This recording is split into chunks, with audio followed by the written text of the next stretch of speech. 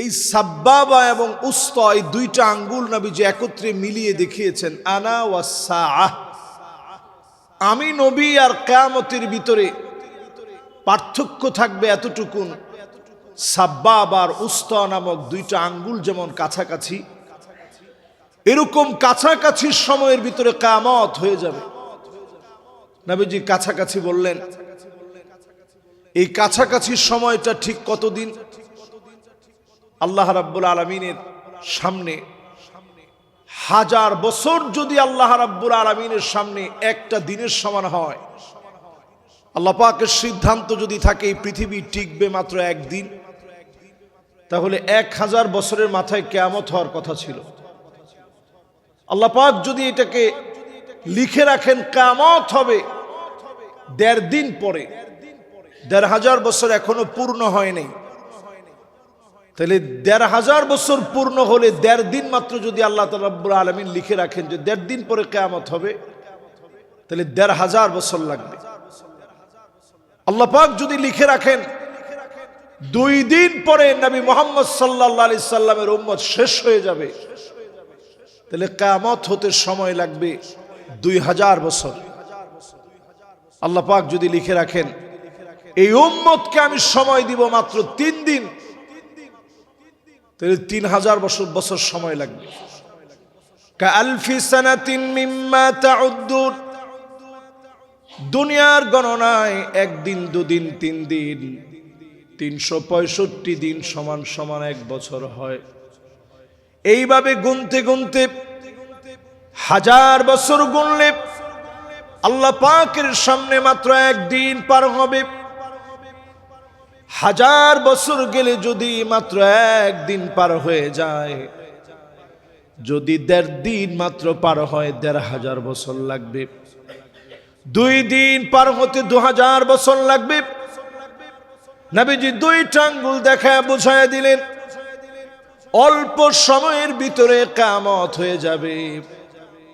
কিয়ামতের আগের সময়গুলো এমন হবে, ইয়াতাকারাবুজ জামান, জমানা সংকুচিত হবে, সময়ের বরকত উঠে যাবে, সময়গুলো একেবারে বরকতহীন হয়ে পড়বে, কাজ তার গতি হারায় ফেলবে, মানুষ সময় এমন ভাবে পার করে ফেলবে, আসসানা কাশাহার, বছর পার হয়ে যাবে মাসের মতো করে, ওয়াশাহার কাল জুমআ, মাস পার হয়ে যাবে জুমার মতো করে, ওয়াল জুমআ কায়াউমিন, জুমা পার হয়ে যাবে দিনের মতো করে।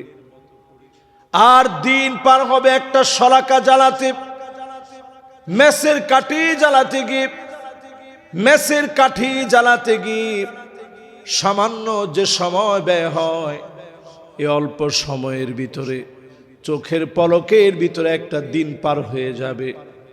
ইয়াতাকারাবুজ জামান, জমানা সংকুচিত হয়ে যাওয়া, 24 ঘন্টা ঘন্টার সময় ঠিকই আছে, সময়টা কেমন যেন বরকতহীন হয়ে পড়েছে।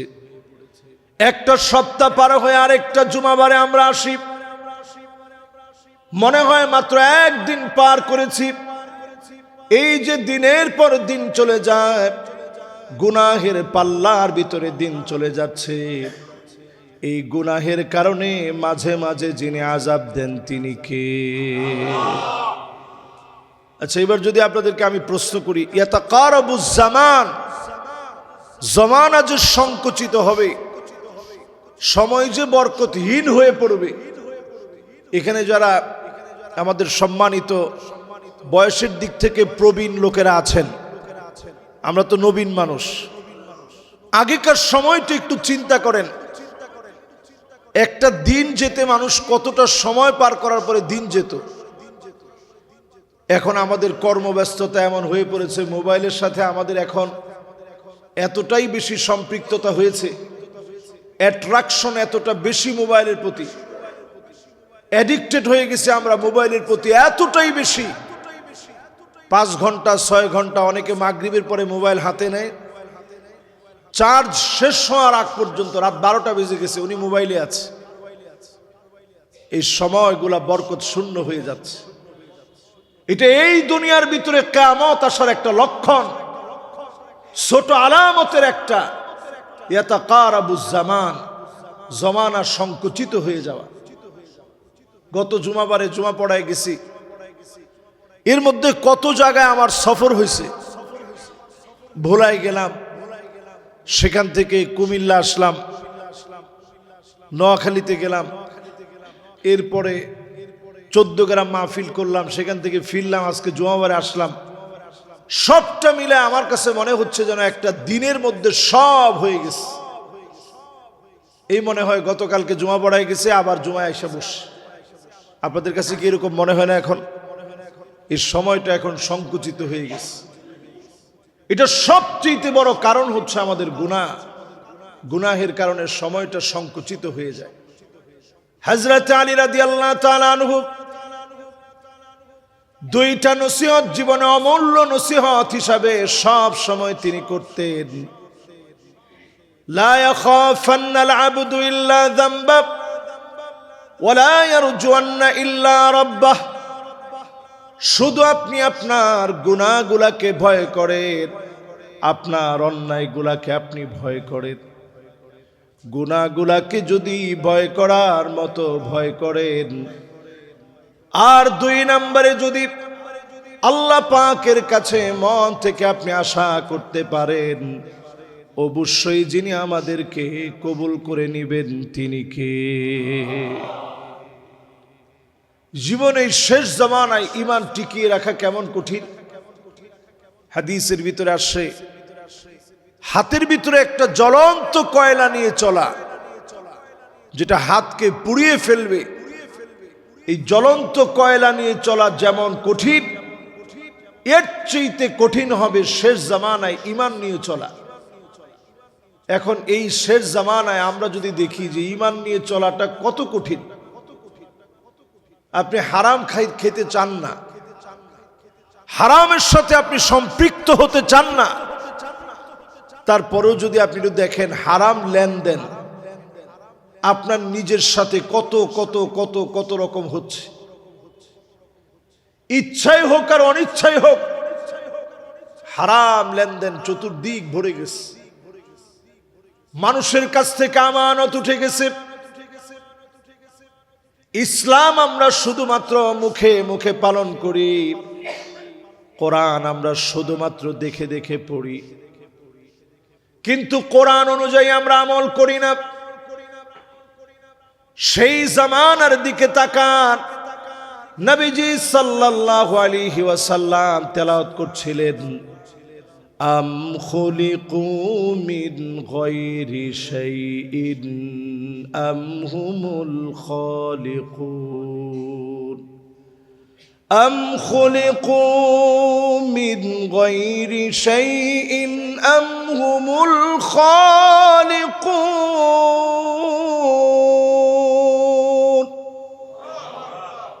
এই আয়াতটা নবীজি তেলাওয়াত করতেছিলেন, কয়েকবার রিপিট করলেন।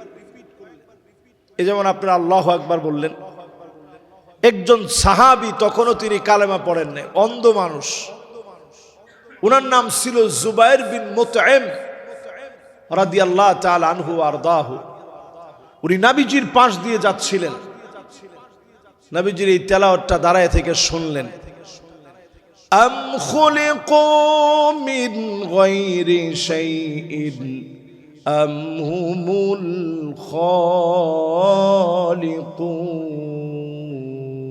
খালিকুন। তোমরা কি তোমাদের নিজেদেরকে বানিয়েছ, না তোমাদেরকে একজন বানিয়েছে? জুবাইর বিন মুতঈম চিন্তা করলেন, দুইটা চোখ আমার নাই, আর সব তো আমার ঠিকঠাক আছে, আমি তো আমার দুইটা চোখরে বানাতে পারি নাই, দেখার মতো সৌভাগ্য আমার নাই, দুইটা চোখ আল্লাহ আমারে দেয় নাই, এই ভুবনটা তাকে আমি দেখতে পারি না, আমি তো আমার কোনো কিছু বানাতে পারি নাই, কোনো কিছু আমি সৃষ্টি করতে পারি নাই। আম হুমুল খালিকুন, নাকি তোমাকে একজন বানিয়েছে? জুবাইর বিন মুতাইমের ভিতরে নাড়া পড়ে গেছে, অবশ্যই আমাকে তো একজন বানিয়েছে, আমি তো আমার নিজেরে বানাতে পারি নাই, তৈরি করতে পারি নাই, অবশ্যই আমাকে একজন বানিয়েছে। জুবাইর বিন মুতাইম বলেন, কাদা কলবি ইয়াতিরু লিল ইসলাম, আমার কাছে মনে হলো ইসলাম নামক বিশাল আকাশের সামনে আমি ছোট্ট একটা পাখি হয়ে গেলাম, চতুর্দিকে উড়ে বেড়াচ্ছি, কুল কিনারা পাচ্ছি না। নবীজির হাত ধরে বললেন, ওগো নবীজি, আর দেরি করতে চাই না, এখনই পড়ায় দেন লা ইলাহা ইল্লাল্লাহু মুহাম্মাদুর রাসূলুল্লাহ সাল্লাল্লাহু আলাইহি সাল্লাম। একটা আয়াতের বিনিময়ে সাহাবীর গোটা জীবনটা চেঞ্জ হয়ে গেল।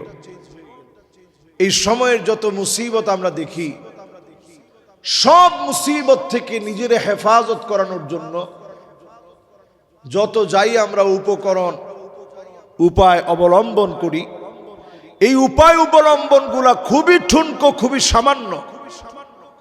দুনিয়ার কোনো উপায় অবলম্বন দিয়ে আল্লাহর কোনো আযাবকে কখনো আটকে রাখা যায় না।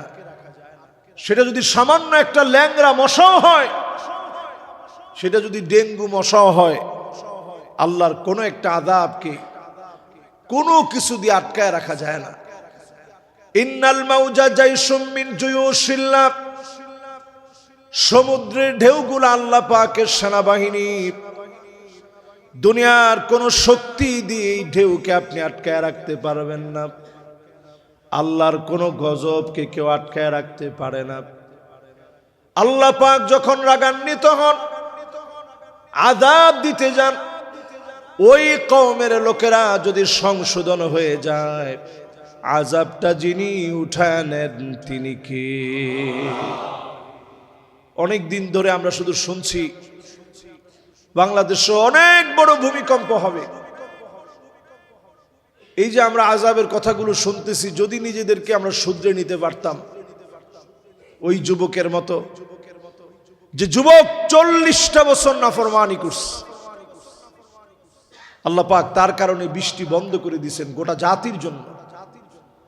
নবী মুসা আলাইহিস সালাতু ওয়াস সালাম সবাই মিলে যখন ওনার কাছে আসছে যে আপনি একটু আল্লাহকে বলেন আল্লাহ যাতে বৃষ্টিটা দেয়, আমাদের খুব কষ্ট হচ্ছে। নবী মুসা আলাইহিস সালাম দোয়া করা শুরু করলেন, ইলাহি আসকিনা গায়সাক ওয়ানশুর আলাইনা রাহমাতাক ওয়ারহাম বিল আতফালির রুদ্দাই ওয়াশ-শুয়ুখির রুকঈ ওয়াল-বাহাইমির রুত্তাই। আল্লাহ তাআলা, আজকের এই সময়ে আমি বড় বিপদের মধ্যে পড়ে হাত উঠিয়েছি।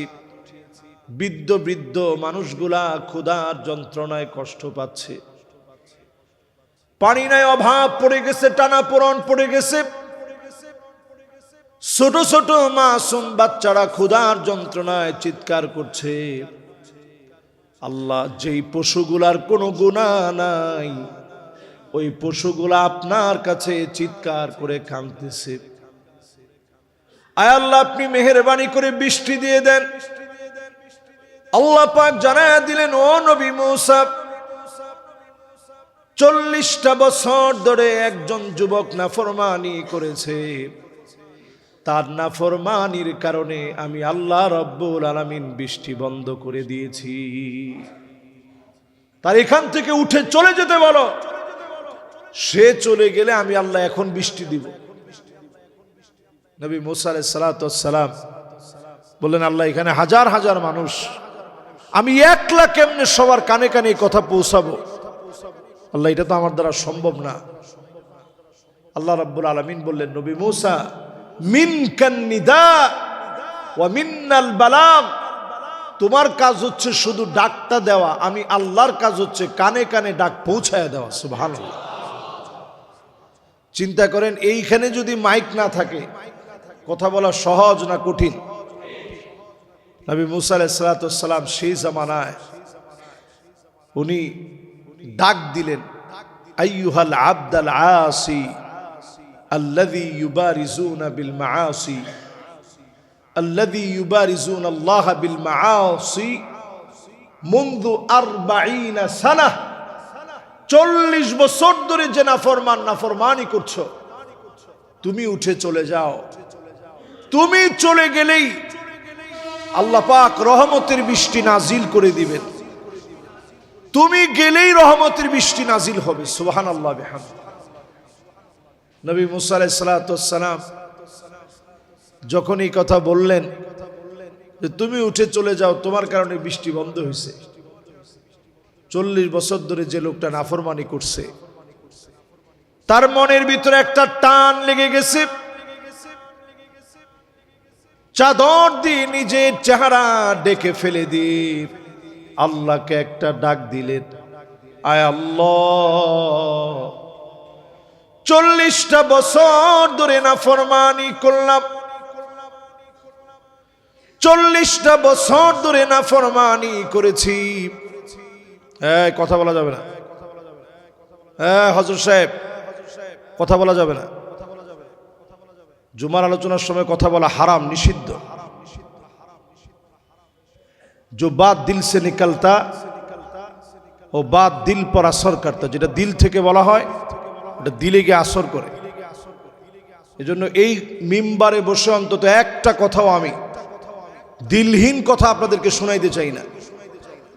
এমন কথাগুলো বলতে চাই যেটা আমি আমার নিজের জন্য পরিবর্তনের জন্য যথেষ্ট মনে করি এবং আপনাদের পরিবর্তনের জন্য যথেষ্ট হয়, এমন দিল থেকে কথা বলা উচিত। এজন্য মেহেরবানি করে মাশাআল্লাহ আমার যারা মুসল্লিয়ানে কেরাম আছেন ওনারা তেমন কথা বলেন না। গেইটের সামনে মাঝে মাঝে কথা হয়, কথা হইলেই কনসালটেশন ব্রেক হয়। এই যে আমি কোরআন এবং হাদিসের ইবারত বলতেছি, এগুলো যদি ভুল হয়, অসংখ্য মাদ্রাসার তালিবুল ইলম আছে। আপনারা তো মনে করবেন হুজুর অনেক বড় মাওলানা, কিন্তু মাদ্রাসার তালিবুল ইলম তারা যদি সামান্য একটা ভুল পায় তারা এখানে হাসবে, চিন্তা করবে যে হায় হায় হুজুর এই ভুলটাই সংক্ষিপ্ত ছোট ভুল, এই ভুলটা হুজুরের কেমনে হইল। আরবি ভাষা একটা কঠিন ভাষা, এজন্য যখনই আরবি রেফারেন্স সহ বলতে হয় অত্যন্ত মনোযোগ নিয়ে আল্লাহ সাহায্য নিয়ে বলতে হয়। এজন্য আপনারা মনে কষ্ট নিয়েন না, মনোযোগ সহকারে আমরা শুনবো। পারবো না ইনশাআল্লাহ ভাই? ইনশাআল্লাহ। বলছিলাম সেই জামানায় 40 বছর যে লোকটা নাফরমানি করেছে, 40 বছর নাফরমানির পর আল্লাহ রাব্বুল ইজ্জাত ওয়াল জালাল লোকটাকে সেখান থেকে যখন নবী মুসা আলাইহিস সালামকে দিয়ে বের হয়ে যেতে বললেন, লোকটা চাদর দিয়ে নিজের ঢেকে ফেলে ওই মুহূর্তে আল্লাহ রাব্বুল আলামিনকে ডাক দিলেন, বলেন আল্লাহ 40টা বছর আমি নাফরমানি করছি, আল্লাহ আমার কারণে আপনি এত রাগান্বিত হয়ে গেছেন। আল্লাহ পানির মতো এরকম একটা নিয়ামত আল্লাহ আপনি হঠাৎ বন্ধ করে দিয়েছেন। আয় আল্লাহ তাআলা, আজকে যদি আমি এখান থেকে চলে যাই সব লোকগুলা বুঝে ফেলবে আমার মতো নাফরমান 40টা বছর ধরে নাফরমানি করেছে, আমার কারণে বৃষ্টি বন্ধ হয়ে গিয়েছিল, আমার নাফরমানির কারণে আপনি রাগান্বিত হয়েছিলেন, মালিক সবার সামনে আমি বড় লজ্জিত হয়ে যাব। আর যদি আমি উঠে না যাই আমার কারণে সব লোকেরা কষ্ট পাবে, কষ্ট করবে, তা হয় না রে মালিক। আমার জীবনের ভুলগুলো আমি বুঝতে পেরেছি, আয় আল্লাহ আমার মতো গুনাহগারের কি একটা বারের জন্য কোনো মাফ হবে না? যেই না আল্লাহর কাছে 40টা বছর গুনাহ করা ব্যক্তি এত বড় দাগী নাফরমানি যখন আল্লাহর কাছে তওবা করতেছে, তওবা চলাকালীন সময়ে তওবা শেষ হতে পারে নাই, এর মধ্যে পুরা মাঠ ঘাট বৃষ্টিতে ভিজে যাচ্ছে। আল্লাহু আকবার। নবী মুসা আলাইহিস সালাম আল্লাহকে ডাক দিয়ে বলে, আল্লাহ, কার কারণে বৃষ্টি দিলেন? একটু আগেই বৃষ্টি চেয়েছি, আপনি জানিয়েছিলেন বৃষ্টি হবে না। কার কারণে বৃষ্টি দিলেন? কেউ তো উঠে চলে যায় নাই। নবী মুসা আলাইহিস সালাম আল্লাহর সঙ্গে কথা বলতেন। আল্লাহ পাক জানায় দিলেন, নবী মুসা, যা বন্ধ করে দিয়েছিলাম তার একটা বারের তাওবার কারণে আমি আল্লাহ বৃষ্টি দিয়ে দিলাম। একটা বারের তাওবার কারণে আমি আল্লাহ রাব্বুল আলামিন বৃষ্টি দিয়ে দিলাম, একবারের তাওবার কারণে। নবী মুসা আলাইহিস সালাম বললেন, আয় আল্লাহ তাআলা, এক নজর আমি ওই লোকটার একটু দেখতে চাই। একবারের কারণে আপনি মাফ করে দিলেন, একটা নজর এই লোকটারে আমি একটু দেখতে চাই। আল্লাহ পাক বললেন, নবী মুসা রে, আফদাহু ওয়া হুয়া ইয়াসিনি, আমি তো আমার গোলামকে তখন লজ্জা দেই নাই যখন আমার গোলাম আমার নাফরমানি করছে। তখন আমি তোমারে দারোয়ান বানায় একবারের জন্য পাঠাই নাই যে তার ঘরের সামনে গিয়া তুমি দায়িত্ব পালন করো, সে কি করে না করে সব তুমি গোপনে দেখো। দারোগা বানায় তোমারে পাঠাই নাই, তারে পিটায়া হলেও দিনের দিকে নিয়ে আসো।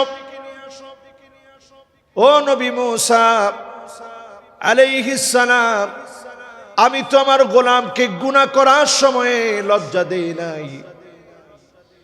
আফদাহুহু ওয়া হুয়া ইউতিউনি, এখন কি তারে আমি লজ্জা দেব যেই সময় আমার গোলাম আমি আল্লাহর দিকে তাওবা করে ফিরে এসেছে?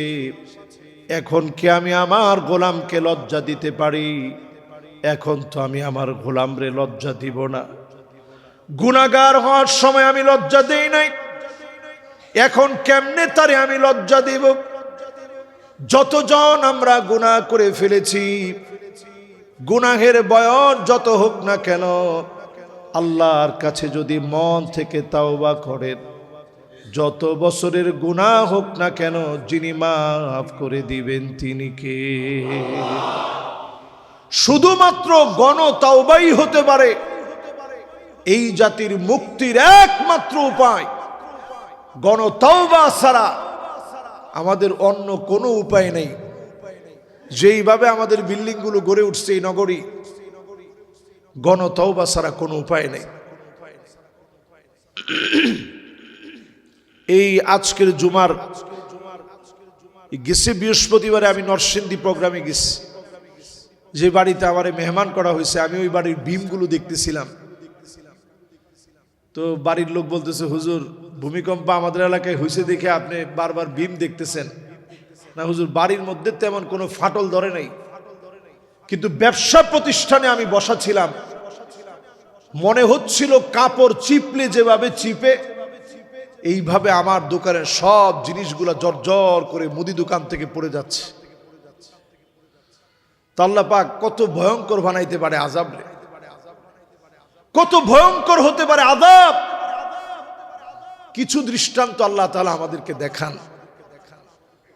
আমরা আতঙ্কিত অথবা ভীত সন্ত্রস্ত না হয়ে আল্লাহর দিকে ফিরে আসেন। তাহাজ্জুদের সময় এই জাতির নিরাপত্তার জন্য একটু কাঁদেন। এই যে গতকালকে ভূমিকম্প হয়েছে কয়টায়? 6:10, তখনও ফজরের নামাজের ওয়াক্ত আছে। 6:10, তখনও ফজরের নামাজের সময় চলতেছে। আহারে, কত মানুষ তখন ভূমিকম্পের হালকা ঝাঁকুনিতে জেগে উঠছে। মনের ভিতরে একটা আতঙ্ক আছে, ভূমিকম্প আতঙ্ক, কিন্তু ওইটাও ওই লোকটা নামাজের জন্য দাঁড়ালো না। একটা বার আমরা ভাবলাম না যে আহারে, আজকের এই ভূমিকম্প যদি 7 থেকে 8 মাত্রার হতো, তো আমি তো ঘুমন্ত অবস্থায় চলে যাওয়া লাগতো। আল্লাহর সামনে আমি কি নিয়ে দাঁড়াতাম, এই চেহারা কেমন করে দেখাতাম? বেনামাজি যেই লোকটা মারা যাবে, ফেরেশতারা একজন আরেকজনকে ডেকে আনবে। এই যে দেখো লোকটা তারিকুস সালাত, এই লোকটা নামাজ পরিত্যাগকারী, বেনামাজিকে আল্লাহ পাক এত নিকৃষ্ট বানিয়েছেন। আল্লাহর ফেরেশতারা ডেকে ডেকে আনবে, নামাজ পরিত্যাগকারী এসেছে। মদখোরের চাইতে, জেনাকারের চাইতে, সুদখোর ঘুষখোরের চাইতে বেনামাজি আল্লাহর কাছে বড় ঘৃণিত। নামাজ যারা পড়বে, নূরুন ওয়া বুরহানুন ওয়া নাজা, কবরটাকে মালিক আলোকিত বানায় দিবেন। নামাজের কারণে বালা মুসিবত যিনি উঠায় নিবেন তিনি কে? প্যারা হাদিরিন, সম্মানিত উপস্থিতি, নামাজ আমরা এখনো যারা পড়ি না, নামাজ পড়তে শিখেন। জীবনের একটা বয়স থাকে, সবিয়ুন, শিশুকাল থাকে। এটা আমাদেরও ছিল। শিশুকালটা এমন ছিল, আমাদের কোনো হিসাব নাই। দৌড়াদৌড়ি করছি, ঘোরাফেরা করছি, মা খাওয়ায় দিতেন, খাইস। জীবনের এই শিশুকাল শেষ হয়ে গেছে। এরপরে একটা সময় আসছে গোলামুন, 10 থেকে নিয়ে 15 বছর বালেগ হওয়ার বয়স। এখন শরীয়ত আপনার উপরে অর্পিত হবে। এই বয়সটা যখন আসে, তখন আপনি বাপ হিসাবে সন্তানদের ছাড় দিবেন না। তারে ঘুম থেকে উঠায় আদর করে মসজিদে নিয়ে যান। এটা তার প্রাপ্য একটা অধিকার। এই অধিকার যদি না দেন, এই সন্তান আপনার কথা শুনবে না। 10 থেকে 15 বছর বয়সে সে আস্তে আস্তে বালেগ হতে থাকবে। এই বয়সে তাকে একটু বুঝায় শোনায় নামাজের দিকে নিয়ে যান, আদর করে আপনার সঙ্গী বানান, আপনার হাতের লাঠি বানান আপনার সন্তানকে। বাপ ছেলে একসাথে গলাগলি করে নামাজে যাবেন, নামাজ থেকে এই বয়সে নিয়ে আসবেন। আমি অত্যন্ত ভালো লাগে, দেখেন ছোট বাচ্চা মাশাআল্লাহ আসছে, বাপের কোলে বসে আছে, না কোনো অসুবিধা নেই। এটাই সৌন্দর্য, এটা ইসলামের অমূল্য সৌন্দর্য। এটা চিন্তা করেন, এইরকম বাচ্চা ছিলেন আব্দুল্লাহ বিন ওমর রাদিয়াল্লাহু তাআলা আনহু। চাচারা সব নবীজির সামনে বসা আছে। তো নবীজি বলতেছে, আচ্ছা বলো তো দেখি, মোমেনদের উদাহরণ ওই গাছের মতো, ডালপালা সব চলে গেলেও গাছটা ঠিক থাকে, আবার গাছটা গজিয়ে উঠে। এটা কোন গাছ? সব সাহাবায়ে কেরাম চুপ হয়ে গেছেন। কেউ বলতেছে বাবলা গাছ, কেউ বলতেছে ইদখির নামক গাছ, বিভিন্ন জন বিভিন্ন রকম বলতেছে। এর মধ্যে আব্দুল্লাহ বিন ওমর রাদিয়াল্লাহু তাআলা আনহু মুস্কি মুস্কি হাসতেছে যে কিরা, আমার চাচারা একজনও জানে না এটা তো খেজুর গাছ। তো আব্দুল্লাহ বিন ওমর রাদিয়াল্লাহু তাআলা আনহু মুরব্বীদেরকে ওভারটেক করে বলে নাই, কিন্তু ওনার ঠোঁটের মধ্যে জবাবটা চলে আসছে। তো বাপের কাছে বলতেছিল, আব্বা আমি কিন্তু আগেই জানতাম যে এটা খেজুর গাছ হবে। তোমার রাদিয়াল্লাহু তাআলা আনহু বলতেছে, আহারে তুমি যদি বাজান একটু বলতা রাসূলের সামনে, আমার বুকটা বড় হয়ে যেত। আমার সন্তান সবার সামনে বিষয়টা বুঝে ফেলছে। দেখেন বাপ ছেলের কি সম্পর্ক। আজকে আমরা এই সম্পর্কের জায়গায় অনেকে ব্যর্থ হয়ে গেছি। 10 থেকে নিয়ে 15 বছর এটা যেমন আদর করবেন, সামান্য সামান্য লঘু শাসনও করবেন। এখনকার জেনারেশন আলফা চলতেছে, ওনাদেরকে শাসন করা যায় না একেবারেই। এরপরেও বুঝায় শোনায় শাসন করবেন। এরপরে একটা বয়স আসবে শাবাব, পূর্ণ যৌবনা। 15 বছর থেকে নিয়ে লম্বা 40 বছর পর্যন্ত শরীয়ত এটাকে বলেছে শাবাব, যৌবনের বয়স। এই বয়সে আপনি খুব বেশি আর মানাইতে পারবেন না। ওই মানাইতে হবে 10 থেকে 15-র ভিতরে। 15 থেকে 40 ও হাতে পায়ে লম্বায় আপনার চাইতে বড় হয়ে যাবে। আপনি তখন চাইলে আর তেমন মানাইতে পারবেন না। এই জন্য মানাইতে হবে 10 থেকে 15-র ভিতরে। এরপরে আমাদের জীবনে নেমে আসবে একটা বয়স, মুদ্দাতুল কুহুল, চোখের নিচে কালি পড়ে যাওয়ার বয়স। সুরমা না দিলেও দেখবেন চোখের নিচে কালি পড়ে গেছে। ওই যে একটু ঘুম কম হয়েছে, চোখটা ফোলা থাকবে, ঘুম কম হয়েছে, শরীরটা খারাপ লাগতেছে, পাটা ব্যথা করতেছে, হাতটা ব্যথা করতেছে, ঠান্ডা লেগে যায় তাড়াতাড়ি। এটাকে বলে মুদ্দাতুল কুহুল, চেহারার ভিতরে ছাপ পড়ে যাওয়ার বয়স। এরপরে জীবনের একটা বয়স আসবে, এই বয়সটার নাম শাইখুন। 60-এর উপরে যতদিন আপনার আল্লাহ হায়াত দিবে, এই বয়সটার নাম হচ্ছে বৃদ্ধকাল। এই বৃদ্ধকালটা এমন, মনে চায় সারাদিন নামাজ পড়ি, কিন্তু আপনি পারবেন না। দেখবেন শরীরটা দুর্বল লাগে, হাঁটুটা ভাঁজ করতে কষ্ট হয়, স্পাইনাল কর্ডে ব্যথা হয়। এরপরে দেখবেন বিভিন্ন রকমের রোগ দেখা দিয়েছে যেগুলো আগে চিন্তাও করেন নাই। সুম্মা নুআম্মিরুহু নুনাক্কিসুহু ফিল খালক, সৃষ্টির ভিতরে দুর্বলতা চলে আসবে, নানা রকমের ব্যথা বেড়ে যাবে, আগের মতো কথা আর মনে থাকবে না, হঠাৎ করে বলতে গিয়ে ভুলে যাবেন, শরীরটা থরথর করে কাঁপবে, কথা বলতেছেন হাতগুলা কাঁপবে, পা গুলা কাঁপবে, আপনার কাছে মনে হবে জীবনের সব শেষ হয়ে গেছে। এই যে সময়টাতে মানুষ চলে আসে, এটা একটা আফসোসের সময়। তখন মানুষ শুধু আফসোস করে, আহারে জীবনে এই কাজগুলা কেন করলাম, কেন জীবনে এই কাজগুলা করলাম না। প্রতিনিয়ত মানুষ শুধু আফসোস করে। এই সময়টা আসার আগে সময়গুলাকে কাজে লাগান, আল্লাহর দিকে চলে আসেন। আল্লাহ কা কসম, এই জাতির উপরে যত বিপদ আপদ আমরা দেখতেছি, সব বিপদ আপদ যিনি উঠায় নিবেন তিনি কে? আমরা সাক্ষী, করোনাকালীন সময় এর চেয়ে ভয়াবহ আতঙ্ক ছড়ায় পড়েছিল। পুরা মগবাজার মধুবাগ লকডাউন ছিল, ঠিক নেই? হাইরে লকডাউন। আমাদের এই মসজিদে নাকি ফাঁকে ফুঁকে নামাজ হয়েছে, মানুষের বিভিন্নভাবে ঢুকায় নামাজ হয়েছে। জুমার দিন কয়জন হয়েছে এটা আবার আমি জানি না, তখন তো আমি এখানে ছিলাম না। আমি মুগদায় ছিলাম, মাত্র 10 জন এলাও হয়েছে। পুরা মসজিদের ভিতরে 10টা মুসল্লি, আর সব লোকগুলা রাস্তার মধ্যে দাঁড়ায় আছে, ঢুকতে দেয় না কাউরে। 10টা লোক নিয়ে যখন নামাজটা পড়লাম, আমার কাছে মনে হয়েছে যে আল্লাহ, এই তো কিয়ামতের ময়দান, এই তো কিয়ামতের ময়দান, আর কি বাকি আছে? পুরা সব মানুষ রাস্তায় দাঁড়ায় আছে। আমি যখন আসতেছি, সবাই চাইতেছি একটু মুসাফা করে দোয়া চাবে, কিন্তু সবাই বলতেছিল হুজুর দোয়া করেন, মনে হয় কিয়ামত এসে গেছে। তারাবির নামাজ পড়তে গেছি আমাদের নিজেদের মসজিদে মধুবাগে। আমার গেট থেকে বলা হইলো কোনোভাবেই ঢুকতে দেওয়া নিষেধ, ঢোকা যাবে না। বাসার ছাদে গিয়ে আমি যখন নামাজ পড়তেছি, কয়েকজনের নিয়ে আমি জামাত করে নামাজ পড়তেছি, আমি দেখলাম শুধু আমাদের ছাদ নয়, আশেপাশের সব ছাদগুলার ভিতরে আল্লাহর গোলামেরা চিৎকার করে নামাজ পড়তেছে। এই জাতির কাছ থেকে এমনি করোনা উঠে যায় নাই।